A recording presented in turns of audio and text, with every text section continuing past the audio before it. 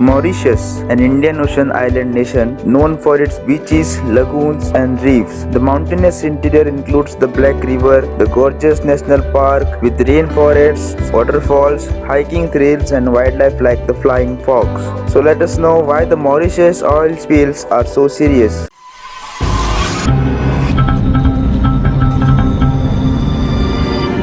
About 1,000 tons of oil spilled into a century for a rare wildlife after the Japanese ship MV Wakashio struck a coral reef on 25th July. The ship MV Wakashio is believed to have been carrying around 4,000 tons of fuel, of which nearly 1,200 tons have already spilled, according to the operator of that ship. Mauritius is a biodiversity hotspot with a high concentration of plants and animals unique to the region. The Mauritian marine environment is home to 1,700 species including 800 types of fish, 17 kinds of marine mammals, and 2 species of turtles. This data is according to the UN Convention on Biological Diversity. Coral reefs, seagrasses, and mangroves make Mauritian waters extraordinarily rich in biodiversity. Although previous oil spills around the world have not been in as environmentally sensitive areas, they have still significantly affected marine animals and plants. In 2010, the Deepwater Horizon incident off the Gulf of Mexico saw nearly 4 lakh tons of oil spill, resulting in the death of thousands of species ranging from planktons to dolphins. There were also other long-term impacts on the marine life, including impaired reproduction, reduced growth, lesions, and diseases. It is not yet clear what caused the death of the dolphins, who were found washed up on the shore. Experts have examined 2 of the dolphin bodies and they say they had